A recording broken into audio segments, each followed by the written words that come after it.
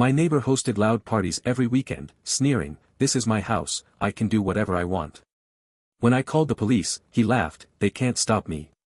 The next morning, he found a letter from the HOA and a noise violation fine. His smug face dropped as he read, "Final warning before eviction.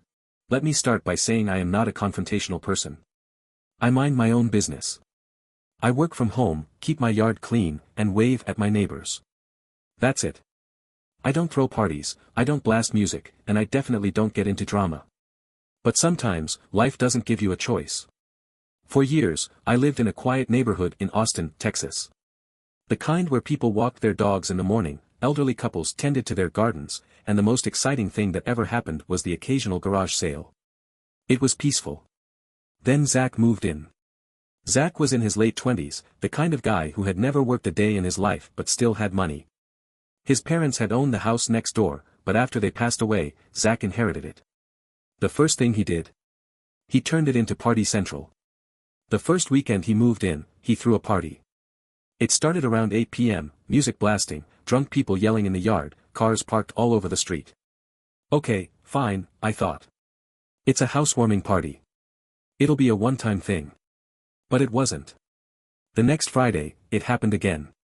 And again on Saturday. And again the following weekend. It wasn't just the music. It was the screaming, the glass breaking, the fights in the street. People urinated on my lawn. Someone vomited in my driveway. One night, a guy passed out in my backyard. Just laid there like a corpse until morning. I gave it a month before I decided to say something. Sunday morning, after another 4 a.m. rave in Zach's backyard, I walked over. I knocked on the door. It took 3 tries before he finally answered. The door swung open, and there he was. Shirtless, sunglasses on, at 10 in the morning, reeking of alcohol. "Yeah," he said, scratching his stomach. I forced a polite smile. "Hey man, I live next door.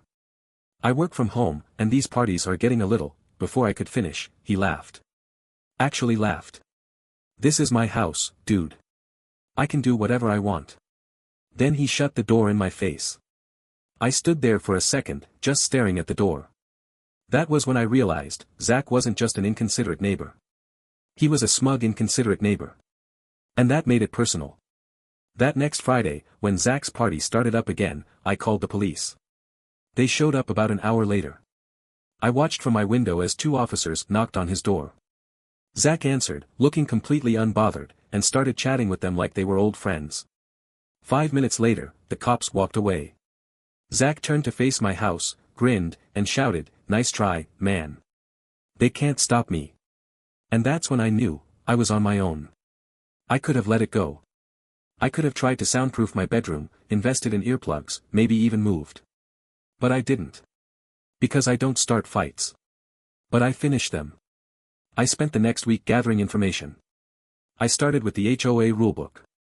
Our neighborhood had strict noise regulations: no excessive noise after 10 p.m. on weekdays, no loud music that could be heard beyond 50 feet after midnight on weekends. Zach had violated this rule dozens of times. Then I looked into city noise ordinances. Fines started at $500 and doubled with every offense. Then I started documenting everything. Every night he threw a party, I recorded videos of the noise levels using a decibel meter app, took pictures of the parked cars blocking driveways, wrote down exact times the noise started and ended. I also started talking to my other neighbors. Turns out, I wasn't the only one pissed. Mr. and Mrs. Langley, the sweetest retired couple on the block, hadn't slept through a full night in weeks. A single mother 2 houses down told me her kids were scared to sleep because of the yelling outside. I asked them to write formal complaints. By the end of the week, I had 6 signed complaints, multiple video recordings, and a full log of every noise violation. Now, it was time to act. I sent everything to the HOA. 2 days later, Zach got his first official written warning. That Friday, the party still happened. The next morning, a second warning was issued. The following weekend, even louder party. At this point, I was losing my mind.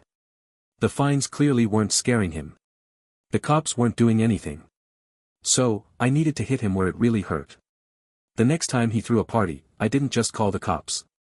I called the non-emergency city noise control department, the people responsible for enforcing noise ordinances. This time, when the cops showed up, they weren't just issuing a friendly warning. They issued a $500 fine. Zach wasn't laughing anymore. But he still didn't stop. So I called again. And again. Each time, the fine doubled: second fine, $1,000, third fine, $2,500. At this point, Zach was bleeding money. And I was just getting started. By the end of the month, Zach had racked up over $5,000 in noise fines and 3 separate HOA violations. And that was when I discovered something beautiful.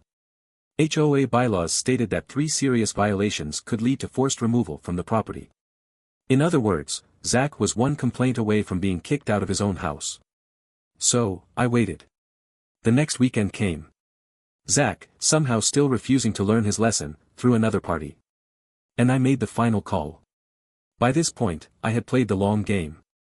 Zach had stacked up thousands in fines, he was on his last HOA strike, and eviction was officially on the table. But instead of backing down, he doubled down. The morning after that final party, Zach received a letter from the HOA. It was a final warning before eviction. He read it right there on his front porch. I watched from my window as his usual smug expression drained from his face. His jaw tightened. His hands clenched into fists. For the first time, Zach looked worried. Then, his head slowly turned toward my house. And I knew, he had figured it out. A few hours later, I heard footsteps on my porch. Bang bang bang. The sound of his fist slamming against my door. I opened it to see Zach, standing there, barefoot, shirtless, and absolutely seething. His nostrils flared, his eyes were bloodshot, and there was a slight twitch in his jaw. "You think you're smart, huh?" he said, his voice dripping with rage. I didn't say anything. Just stared at him. "You did this," he continued, waving the HOA letter in my face. "You and your little neighborhood club. You just couldn't mind your own business." I crossed my arms. "My business is trying to sleep without hearing your drunk friends scream about beer pong at 3 a.m. Zach took a step closer. "You don't know who you're messing with, man." There it was. The threat. Now, at this point, I had 2 choices. I could escalate things. Push him. Make him angry enough to do something stupid in broad daylight, with neighbors watching. I could let him dig his own grave. I went with option 2. So I just smiled. "I guess we'll see." Then I closed the door in his face. That night, the real war started. At exactly 2 a.m., I woke up to a loud thump outside my house. I checked my security camera feed, and what I saw made my blood boil. Zach and 2 of his idiot friends were trashing my front yard. They had knocked over my trash cans, kicked my flower pots, and were currently pissing on my mailbox. One of them, a scrawny guy in a backwards cap, slurred, "Yo, bro, take a picture. Let him wake up to this sh*T. And Zach. He was standing there, laughing. I grabbed my phone and called the cops. By the time the police arrived, Zach and his friends had stumbled back into his house. But the cops weren't just responding to a noise complaint this time. No, this was property damage and trespassing. I greeted the officers on my porch, showed them the security footage, and let them do their job. They knocked on Zach's door. It took a while, but eventually, he answered, drunk, shirtless, and completely unprepared. "Sir," one officer said, "we have security footage of you and your friends trespassing on your neighbor's property and causing damage. You need to come with us." Zach froze. For the first time since he moved in, he wasn't in control. His usual cocky attitude vanished. He looked between the cops, then at me, then back at them. "You're kidding, right?" he scoffed, trying to laugh. "It was just a joke, man." "Come on, sir, turn around," the officer repeated. "Hands behind your back." That was when Zach lost it. He started cursing, yelling about how I was a snitch, how this was his house, how I was just some old loser with nothing better to do. But none of it mattered. Because Zach got arrested. Zach was released in the morning, but something had changed. His usual cocky grin was gone. Instead, he looked pissed. And he was glaring at me. By the afternoon, his friends had stopped coming over. The house that had been full of music, shouting, and chaos for weeks was now silent. But I knew better than to celebrate yet. Because Zach wasn't done. That night, I heard something. Not loud music. Not yelling. Shuffling. Like someone was moving things. I checked my security camera feed, and what I saw made my stomach drop. Zach was loading boxes into a U-Haul. It wasn't just a few things.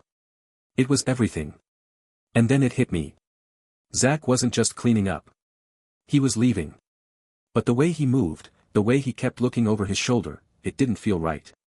He was planning something. And I had a very, very bad feeling about it. Zach was packing up. I should have been celebrating. After months of loud parties, police calls, and sleepless nights, my nightmare neighbor was finally leaving. But something didn't sit right. He wasn't moving like someone who had been defeated. He was moving like someone who had one last trick up his sleeve. I kept watching the security feed. Zach and his two remaining friends loaded up boxes, bags, and even furniture into the U-Haul. But instead of stacking things properly, they were rushing. Throwing stuff in. Knocking things over.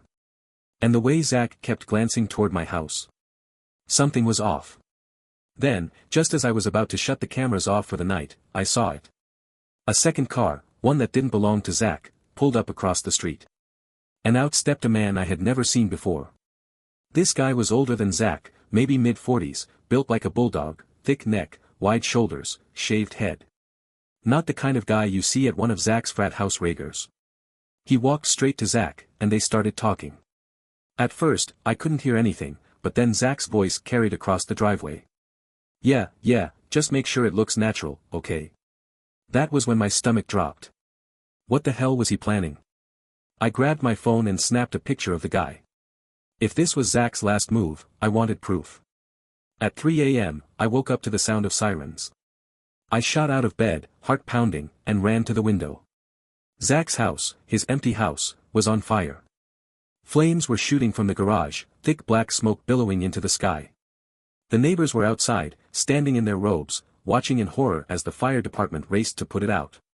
And Zach? Gone. I ran to my security camera feed and rewound the footage. And there it was.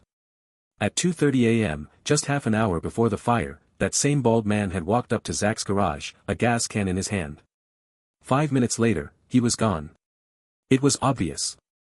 Zach, knowing he was about to be evicted, had set his own house on fire. Maybe to destroy evidence of the damage he'd done. Maybe to get a payout from insurance. Or maybe, just maybe, he wanted one last middle finger to the neighborhood. But what Zach hadn't planned for was me. I had his arsonist on camera. And I wasn't about to let this go. The next morning, the fire marshal and police detectives were all over the property. I wasted no time, I walked right up and said, I have security footage. The moment they saw the footage of the bald guy with the gas can, the entire tone changed. What's this guy's name? The officer asked. I folded my arms. I was hoping you could tell me. They took my statement, grabbed a copy of the footage, and immediately launched an arson investigation. Zach might have skipped town, but now. He was wanted for felony arson. And the best part? Insurance fraud. It took 2 weeks before the police finally caught him. He had been laying low at some Airbnb outside of Houston, probably thinking he had gotten away with it. When they showed up at his rental, Zach actually tried to run. Spoiler, it didn't work. The police arrested him on the spot. And when they slapped the cuffs on him, he said something that actually made me laugh out loud when I heard about it later. You can't do this. This is a mistake. This is my house. Nah, Zach. Not anymore. Zach had been arrested. Felony arson. Insurance fraud. Trespassing. Property damage. A laundry list of charges, all waiting for him like a cold slap to the face. But, somehow, even after all of this, he still thought he could win. A week after his arrest, I got a letter in the mail, a subpoena. I was being called to testify in Zach's trial. Now, I wasn't exactly thrilled about sitting in a courtroom, but after everything he had done, I was more than ready to watch him get what he deserved. The courtroom was packed. Zach sat at the defense table, wearing a cheap suit that looked like it had been borrowed last minute. Gone was the smug party boy in sunglasses. Now, he looked like a cornered rat. But the moment I sat down to testify, his mask slipped. The second I started talking about the months of noise, the damage, the police calls, the fines, he glared at me with pure hatred. And then, when the prosecution played the security footage, showing his hired goon walking up to his garage with a gas can, his face went pale. He knew. This was it. His lawyer tried to spin it. Said there was no proof that Zach had ordered the arson. That maybe his friend acted alone. But the moment they showed the video of Zach shaking hands with the bald guy and saying, "Make sure it looks natural," the entire courtroom shifted. The jury. The judge. Even his own lawyer winced. It was over. Zach was found guilty on multiple charges. The final sentence. 5 years in prison. When the verdict was announced, Zach didn't explode. He didn't throw a tantrum. He just sat there, staring straight ahead, like he had never even considered this could happen to him. As they led him out of the courtroom, our eyes met. And for the first time ever, he looked afraid. After the trial, the neighborhood celebrated. Mr. and Mrs. Langley brought over a bottle of wine. Neighbors who had barely spoken to each other before bonded over Zach's downfall. The house was auctioned off by the bank, eventually bought by a nice couple with 2 little kids. They repainted it, fixed the damage, and turned it back into a home instead of a frat house. Peace returned. For months after Zach left, I still found myself checking my security cameras late at night. Listening for loud music that wasn't there anymore. Waiting for the next disaster. But it never came. Because Zach was gone. And as much as I hated what I had to do, documenting everything, making complaints, going to trial, I realized something: sometimes, standing up for yourself isn't just about you. It's about everyone else who's too tired, too scared, or too beaten down to fight back. Would I ever want to go through something like this again? Absolutely not. But would I do it all over if I had to? In a heartbeat. Because at the end of the day, I didn't just get rid of Zach. I got my home back. And that was worth everything.